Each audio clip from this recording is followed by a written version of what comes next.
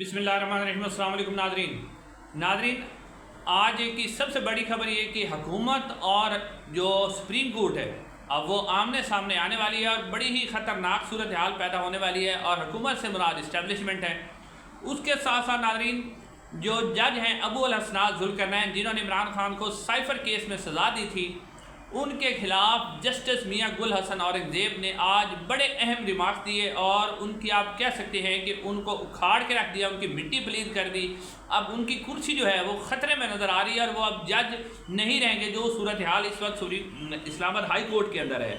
और उसके बाद एक और ख़बर है, वो ख़बर मैं पहले ही आपके सामने रख देता हूँ कि वज़ीर दाखिला जो है मोहसिन नकवी साहब, उनकी तरफ से एक स्टेटमेंट आई है कि बरतानिया में जो साबिक़ चीफ जस्टिस काजी फैज़ ईसा साहब के साथ जिन लोगों ने नारेबाजी की थी, उन लोगों के शनाख्ती कार्ड और पासपोर्ट जो हैं वो मनसूख कर दिए जाएंगे। नादरा को शनाख्त के लिए फौरी इक़दाम का हुक्म दे दिया गया है कि इसकी शनाख्त करें। और पाकिस्तानी हाई कमीशन की कार पर हमला भी हुआ तो हम जनाब इस पर खामोश नहीं बैठे थे। अब नाज़रीन को वैसे मैं जवाब भी दे दूँ कि पाकिस्तानी शनाख्ती कार्ड की इतनी अहमियत, अगर इतनी अहमियत होती तो ये जो धमकियाँ दे रहे हैं, इतनी अगर इसकी अहमियत है शनाख्ती कार्ड की, तो ये जो जज और जर्नैल हैं जो पाकिस्तानी शनाख्ती कार्ड को बूट के नीचे रखते हुए बाहर निकल जाते हैं, तो फिर यूरोप भाग जाते हैं, अमेरिका भाग जाता है, तो फिर आप पाकिस्तानी शनाख्ती कार्ड की क्या अहमियत है आप बताएं। जो ब्लॉक कर रहे हैं वो खुद यहाँ से भाग जाते हैं। सब कौन सा जज और जनरल पाकिस्तान में मौजूद है, सारे तो भाग गए हैं। तो अब आप धमकियाँ दे रहे हैं कि जी हम कार्ड आपके ब्लॉक कर देंगे।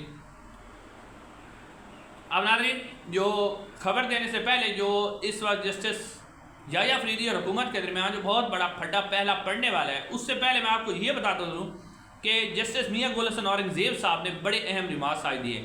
और उन्होंने रिमार्क्स दिए हैं जो ईमान मिज़ारी साहबा और हादी अली चट्ठा साहब की जो जिस्मानी रिमांड दिया था जज अबू अल हसनात ज़ुल्करनैन ने, उसके खिलाफ इस्लामाबाद हाई कोर्ट में जब दरख्वास्त गई तो उन्होंने वो रिमांड जो है मुअत्तल कर दिया और जो जिस्मानी रिमांड था और आप जुडिशल कर दिया है ताकि वो ज़मानत के लिए अप्लाई कर सकती हैं।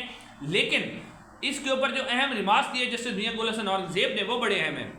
जस्टिस मियां गुल हसन औरंगज़ेब कहते हैं कि जज अबू अल हसनात ज़ुल्करनैन के साइफर ट्रायल के अंदर मैंने इसके कारनामे देखे हैं। ये कहते हैं जैसे गुल हसन, दुनिया में किसी भी अदालत में इस तरह की नाइंसाफ़ी नहीं हुई जो इसने साइफर केस में की। पता नहीं दुनिया का निज़ाम इंसाफ इस आदमी के बगैर नहीं चल सकता। ये जैसे मियां गुल हसन औरंगज़ेब कहते हैं कि और जो अबू अल हसनात ज़ुल्करनैन हैं, हसनात की अदालत में कैमरे लगे हैं, हमारे पास पहले भी केसेस आए हैं जहां मिसकंडक्ट कर रहे हैं। हमने पहले भी लिखा है कि इसको वापस भेजा जाए। 2 जजेस ने MIT को लिखा है कि इसको फौरी वापस भेजा जाए। इसकी कारस्तानियाँ हमने देखी हैं जिस तरह इसने साइफर केस में किया।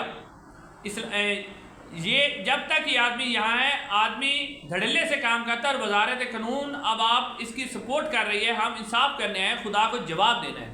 यानी वो कहते हैं कि वजारत कानून इस जज की सपोर्ट कर रहे हैं, हमने इसको इंसाफ करना है। उसकी वजह नाज़रीन ये है कि इसी जज के खिलाफ जो है मिसकंडक्ट की दरख्वास्त भी इस्लामाबाद हाई कोर्ट के अंदर है और वो जस्टिस मियां गुल हसन औरंगज़ेब और अरबाब ताहिर साहब सुन रहे हैं। और वो आदम सवाती के मुतल्लिक है जो 4 अक्टूबर के एहतजाज में आदम सवाती पर इस्लामाबाद पुलिस ने 10 मुकदमात किए थे और एक एक करके उसका जिस्मानी रिमांड आज एक का लिया, फिर अगले का लिया, फिर अगले का लिया।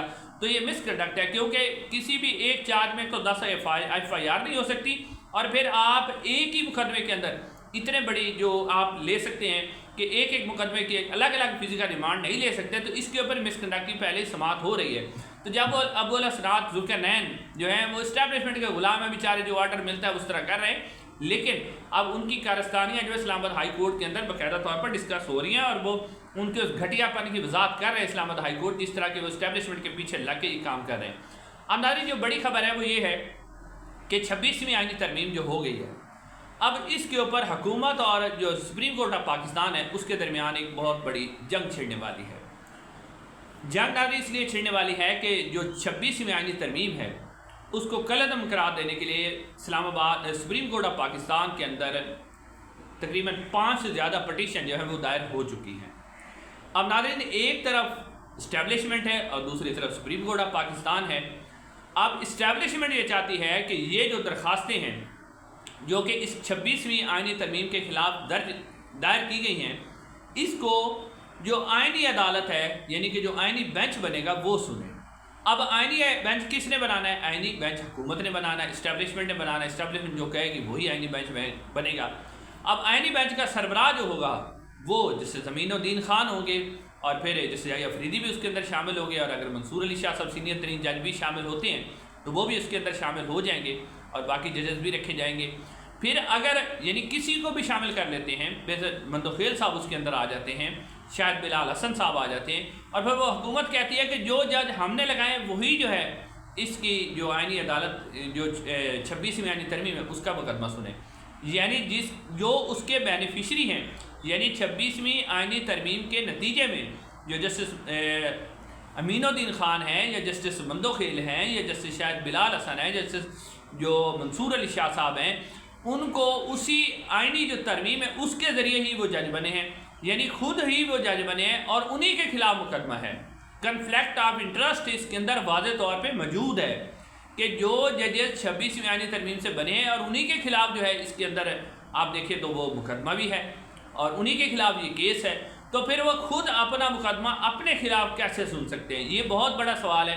اب اسٹیبلشمنٹ اس بات پہ مجبور کر رہی ہے انہیں، اور اسٹیبلشمنٹ کرے گی بھی صحیح کہ وہی مقدمہ سنیں اور اس کو درخواست کو خارج کر دیں، تاکہ جو ہم نے سپریم کورٹ آف پاکستان کو ہم نے ایک قسم کا کنٹرول کیا ہے، اپنی مرضی سے چلانے کی کوشش ہے وہ چلتی رہے۔